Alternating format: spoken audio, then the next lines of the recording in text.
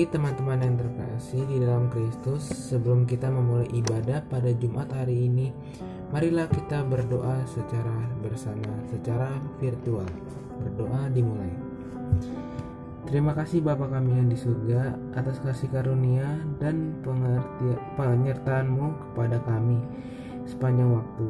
Bapa, pada hari Jumat ini kami mengucap syukur atas berkat dan karunia yang telah Engkau berikan, serta tidak lupa untuk pertolongan yang Engkau berikan kepada kami, sehingga karena anugerah-Mu kami bisa berkumpul secara virtual dengan keadaan yang sehat di tempat masing-masing. Bapa, biarlah pada hari ini apa yang kami buat boleh berkenan di hadapan-Mu, serta dapat menjadi terang bagi yang lain di luar sana.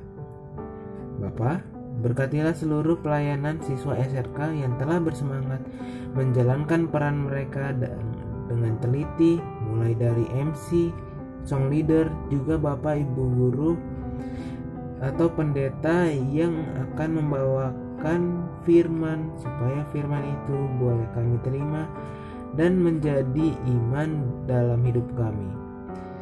Berkati ibadah ini dari awal hingga pertengahan dan akhir Tuhan. Terima kasih Tuhan. Kami mulai ibadah ini hanya di dalam nama Tuhan Yesus Kristus. Amin.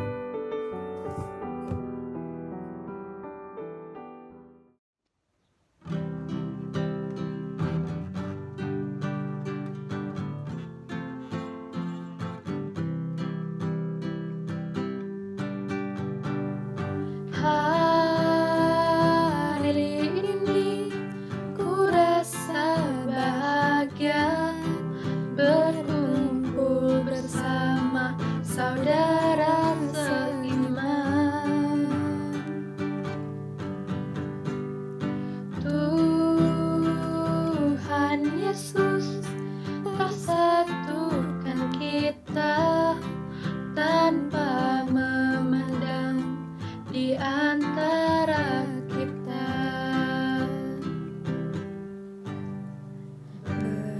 Bergandengan tangan dalam kasih, dalam satu hati, berjalan dalam terang kasih Tuhan. Kau sahabatku, kau saudaraku, tiada yang dapat memisahkan kita.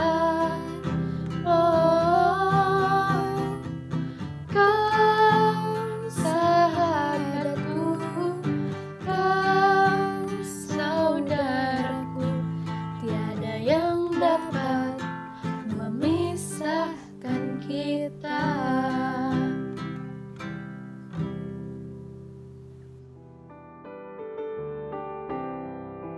Shalom teman-teman. Renungan pada persekutuan doa hari ini terambil dari Yohanes 3 ayatnya yang ke-16 yang berbunyi, karena begitu besar kasih Allah akan dunia ini sehingga Ia telah mengaruniakan Anak yang tunggal, supaya setiap orang yang percaya kepadanya tidak binasa, melainkan beroleh kehidupan yang kekal. Sebelum mulai, aku pengen nanya dulu nih ke teman-teman. Menurut teman-teman, Tuhan itu mengasihi kita nggak sih? Kalau jawabannya iya, bagaimana? Kalau jawabannya tidak, pun bagaimana? Teman-teman pasti hampir 99% jawabannya iya. Menghitung kebaikan Tuhan tidak akan ada habisnya, dari ujung kepala sampai ujung kaki, dari pagi hingga malam, dari hari ke hari, dari minggu ke minggu, bulan ke bulan, dan tahun ke tahun. Lah, kita yang 1% ini tadi bagaimana? lihatlah saudara-saudara kita yang berada di rumah sakit menggunakan selang oksigen dan kursi roda. Kita diingatkan oleh firman-Nya, karena begitu besar kasih Allah akan dunia ini, sehingga Ia telah mengaruniakan anak yang tunggal, supaya setiap orang yang percaya kepadanya tidak binasa, melainkan memperoleh kehidupan yang kekal.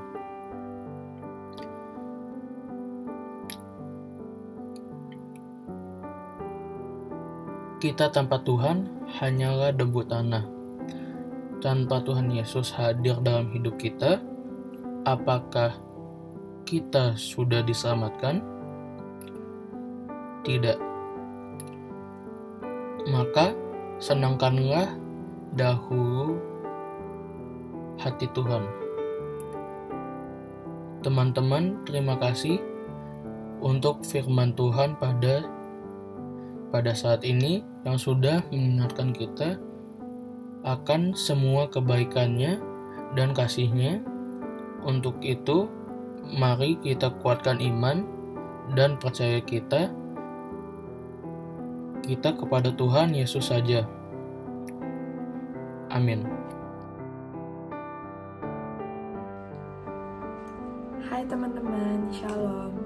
Puji Tuhan kalau misalnya hari ini aku berkesempatan untuk bisa sharing mengenai kesaksian aku atas kasih Tuhan yang luar biasa dalam kehidupan aku. Tapi sebelum itu aku mengundang teman-teman untuk baca sedikit dari firman Tuhan yang diambil dari Yohanes 3 ayat 16. Aku bacain buat teman-teman. Karena begitu besar kasih Allah akan dunia ini, sehingga Ia telah mengaruniakan anaknya yang tunggal, supaya setiap orang yang percaya kepadanya tidak binasa, melainkan beroleh hidup yang kekal. Aku yakin banget kita semua di sini udah sering banget dengar ayat firman Tuhan ini. Even teman-teman yang jarang baca Alkitab pun atau jarang ke gereja sekalipun, pasti pernah lah sekali dua kali dengar atau baca firman ini. Di sini sebenarnya yang aku mau sharing ke teman-teman pertama ya dari ayat Alkitabnya dulu. Dari tadi tuh aku baca-baca, aku ulang-ulang satu ayat ini di ayat 16, dan ada poin penting yang menurut aku harus teman-teman tahu. Dimana di kalimat pertama dibilang karena begitu besar kasih Allah akan dunia ini. Berarti ini ngingetin lagi kalau misalnya Allah itu sayang sama aku, Allah sayang sama teman-teman, Allah sayang sama kita yang ada di dunia ini. Dan di next sentence-nya dibilang sehingga Ia telah mengaruniakan anaknya yang tunggal. Jadi di sini itu yang menarik menurut aku adalah Allah tuh nggak omdo. Allah itu bilang Allah sayang banget, kasihnya besar sama kita, tapi Dia langsung bilang, Dia langsung kayak proof something yang sampai sekarang bisa kita rasain. Dia bilang langsung mengaruniakan anaknya yang tunggal. Dan yang harus di-highlight adalah anaknya yang tunggal. Tunggal, udah tunggal anaknya lagi. Ibaratnya zaman sekarang mana ada orang yang mau ngorbanin anaknya. Gak usah jauh-jauh ke nyawa deh ya. Aku sendiri yang sama mami aku harusnya udah biasa untuk saling pinjem-pinjeman barang. Kadang-kadang kalau misalnya aku suka banget nih satu sepatu, aku aja masih rada-rada kesel kalau misalnya mami harus pinjam sepatu aku gitu. Maksud aku itu padahal masih banyak loh sepatu lain, apalagi ini cuman one and only-nya God doang Dia kasih ke kita. Padahal kita masih kayak gini, kita masih sering dosa, masih sering bohong, sering ini, sering itu, sering ini. Dan yang aku pengen sharing ke teman-teman sesuai dengan tema kita hari ini adalah kasih yang terbesar. Kasih yang terbesar pasti kita dapetin dari Tuhan Yesus. Nggak usah mikir jauh kemana-mana deh. Teman-teman ada bisa nonton saat ini, teman-teman masih bisa bangun tadi pagi, bisa duduk nih kayak sekarang, duduk kayak tiduran kayak sekarang, ngeliat kayak gini, nafas, bisa ngerasain sakit kalau panas segala macem. Itu semua karena kasih Tuhan. Dan Tuhan tuh udah luar biasa banget dalam hidup aku. Karena kasih Tuhan yang besar, aku bisa jadi Rahel sekarang, aku bisa jadi Rahel Iren yang orang-orang kenal, yang teman-teman tahu. Jadi pribadi yang kuat, yang mandiri, itu tuh karena Tuhan. Kayak dari kecil aku harus tinggal terpisah sama mami papi karena satu dan lain hal. Papi aku kerja di Medan, mami aku tugas di Kalimantan, dan aku dititipin sama opung. Jadi dari aku 3 tahun sampai aku tamat SD, aku tuh tinggal di rumah opung. Sampai kalau SD tuh, dari aku TK sampai SD, aku dibilangnya tuh anak opung, karena apa-apa opung aku yang ngurusin. Dan SMP sampai sekarang aku SMA, aku udah gak tinggal di rumah opung lagi, tapi udah tinggal di rumah sendiri sama abang aku. Tapi tetap mami sama papi aku tetap kerja di luar kota. Dan hidup terpisah atau jauh dari orang tua itu enggak segampang, enggak semudah dan semenyenangkan yang teman-teman aku kebanyakan mengira gitu. Kayak gampang lah, enggak bebas jadinya, enggak terlalu dibacotin. Lo bisa kemana aja kan jalan, bisa kelayapan kemana aja, duit tinggal minta, kalau bosan makan tinggal GoFood dan sebagainya dan sebagainya. Iya, itu semua yang teman-teman bilang tuh benar, nggak ada yang salah. Tapi teman-teman tuh nggak tahu ibaratnya pahitnya hidup jauh dari orang tua tuh kayak gimana. Dimana aku harus belajar untuk mandiri, aku harus belajar untuk jadi sosok A di saat teman-teman aku tuh belum ngapain-ngapain. Aku harus bisa nyapu, ngepel, masak di saat teman-teman aku tuh belum tahu cara megang sapu yang benar. Dan di satu sisi mungkin ya pada saat itu aku ngira kayak sedih banget ya hidup gue. Di saat itu aku kayak mikir, aduh, udah kayak orang paling susah gitu. Tapi kalau diingat-ingat sekarang, aku bersyukur karena jadinya aku punya di saat teman-teman aku belum bisa apa-apa, aku udah bisa ini. Dan hidup aku udah mandiri.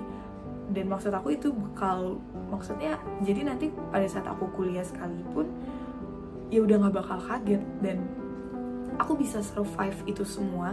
Dari aku TK, dari aku umur 3 tahun udah jauh dari mami papi aku, sampai sekarang pun aku kelas 2 SMA masih jauh.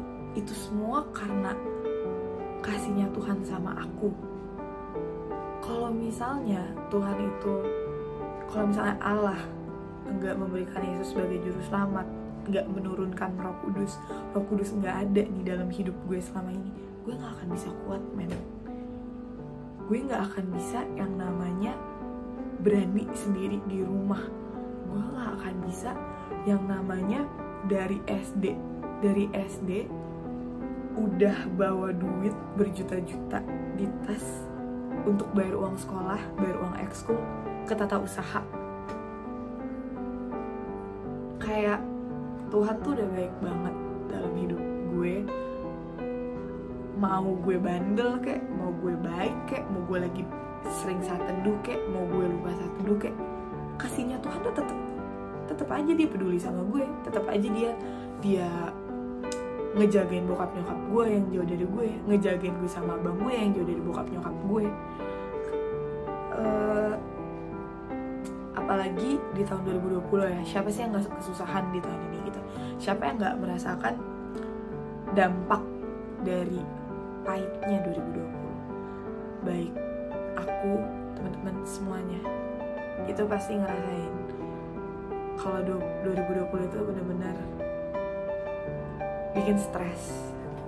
Dan kalau misalnya teman-teman sadar, aku sama teman-teman gak bakal bisa bertahan sampai hari ini kalau misalnya Tuhan gak sayang sama kita. Kita tuh manusia biasa, men. Kita gak akan bisa menghadapi, menyelesaikan hal-hal, masalah yang luar biasa kalau nggak Tuhan bantu, kalau nggak ada Roh Kudus di hati kita. Dan kadang-kadang kita nggak sadar, kita kira kayak enggak itu emang karena gue orangnya kuat aja. No, aku nggak bakal sekuat ini, aku nggak bakal semandiri ini, aku nggak bakal bisa terima kenyataan kalau aku harus 13 tahun, 15 tahun jauh dari orang tua. Kalau misalnya tuh nggak ada Roh Kudus yang menuntun di sini, kalau nggak ada Roh Kudus yang nenangin, kalau nggak ada Roh Kudus yang ngingetin, tenang Rahel, even orang tua kamu jauh di sana, ada Tuhan yang selalu lindungin kamu dalam setiap kegiatan kamu, setiap tujuan kamu. Jadi menurut aku penting untuk aku dan teman-teman sadarin kalau misalnya Tuhan itu mengasihi kita dan Tuhan gak omdo. Tuhan itu nunjukin kasihnya. Tapi kalau misalnya teman-teman kayak bilang, tapi pergumulan gue, permohonan doa gue yang ini tuh belum dijawab, tapi Tuhan malah bikin nyokap gue kayak gini, bokap gue kayak gini, gue kayak gini, siapa segala macem. Teman-teman selalu ingat, jawaban doa, permohonan doa kita ada 3. Iya, tidak, dan sabar. Kadang-kadang emang namanya kita manusia, kalau kita dapat jawaban yang ketiga sabar ini nih, kita biasanya ngedumel sama Tuhan. Dan menurut aku ya, ngedumel itu sia-sia. Mending jalanin aja dulu yang teman-teman lihat. Lebih kurangnya biarin Tuhan aja yang ngebantuin kita. Karena aku percaya 17 tahun aku hidup, gak ada satupun rencana Tuhan yang gagal dalam kehidupan aku. Even pada saat ada masalah itu aku kayak mikir, aduh Tuhan kenapa sih? Kenapa Tuhan jahat banget? Kayak kenapa ini susah banget? Buktinya aku masih bisa sampai sekarang. Aku bisa nyelesain itu masalah yang aku pikir udah paling susah seumur hidup. Jadi sebenarnya gak ada yang susah saat kita mau usaha. Karena Tuhan Yesus tuh ada sama kita. Tuhan Yesus mau berjuang sama kita. Jangan menganggap masalah pergumulan teman-teman itu lebih besar daripada Tuhan. Ingat, kita tuh punya Tuhan yang luar biasa kece. Kita punya Tuhan yang luar biasa sayang sama kita, yang begitu besar kasihnya sama kita. Jadi kita harus lebih membesarkan Tuhan Yesus, pengharapan kita sama Tuhan, daripada masalah kita sendiri. Aku punya ayat yang mungkin bisa ngebantu aku sama teman-teman untuk kedepannya. Diambil dari Roma 5 ayat 5. Demikian firman Tuhan. Dan pengharapan tidak mengecewakan, karena kasih Allah telah dicurahkan di dalam hati kita oleh Roh Kudus yang telah dikaruniakan kepada kita. Pengharapan tidak mengecewakan. Berharap sama Tuhan, kita dapat nih kasihnya Tuhan, dan jangan pernah menyia-nyiakan kasih yang udah Tuhan berikan. Mulailah hidup yang benar di dalam Tuhan, walaupun susah, walaupun kelihatannya kayak lo ngomong doang Ren, lo juga masih kayak gini. Aku juga masih belajar. Aku juga masih harus tetap berpegangan pada komitmen, pada prinsip. Aku juga untuk saat teduh, untuk baca Alkitab, untuk doa tidur malam aja masih harus diingetin sama mami aku. Masih harus ditelepon-teleponin dulu, masih harus di fit callin dulu jauh-jauh dari Kalimantan untuk saat teduh. Tapi menurut aku ya, itu namanya proses. Gak ada kujuk-kujuk bayi, gak ada yang langsung bisa jalan, gak ada yang bisa langsung ngedance. Jadi menurut aku semuanya butuh proses. Dan itu semua berawal dari diri kita sendiri. Mau apa enggak berproses, mau apa enggak dibentuk di dalam Tuhan. Opung aku selalu ingetin, bejana kayak dari tanah liat itu nggak akan bisa jadi hal nilai jual yang tinggi kalau nggak mau dibentuk. Jadi menurut aku, saat kita memberikan diri kita sama Tuhan untuk Tuhan bentuk, untuk Tuhan pulihkan, untuk Tuhan bantu, di situ kita akan bisa merasakan kasih Tuhan. Mungkin teman-teman yang belum merasakan kasih Tuhan karena teman-teman belum hidup di dalam Tuhan. Aku yang kalau udah terbiasa, kalau ada masalah apa-apa langsung datangnya ke Tuhan, langsung berdoa ke Tuhan, minta tolong, minta ampun sama Tuhan, ngerasa kalau semua masalah itu bisa terselesaikan. Walaupun mumet-mumetnya tuh pasti ada.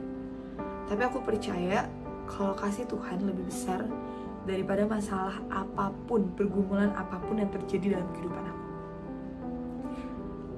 Aku berharap melalui kesaksian aku kali ini, teman-teman bisa belajar untuk terus berpengharapan di dalam Tuhan, tidak pernah kecewa, tidak pernah menyerah, selalu hidup di dalam Tuhan, membesarkan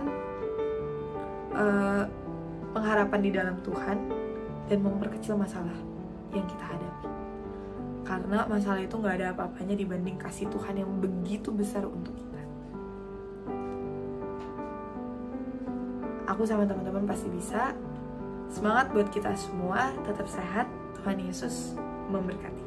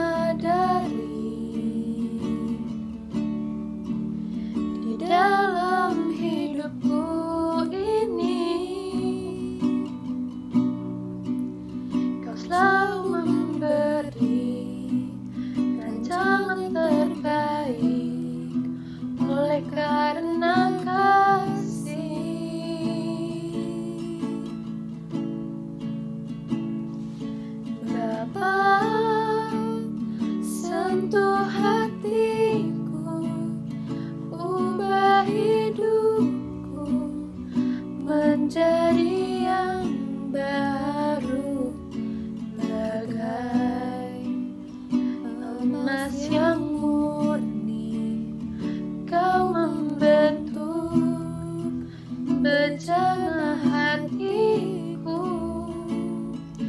Bapa, ajarku mengerti sebuah kasih yang selalu memberi, bagai air mengalir yang tiada pernah berhenti, bagai air mengalir yang tiada pernah berhenti.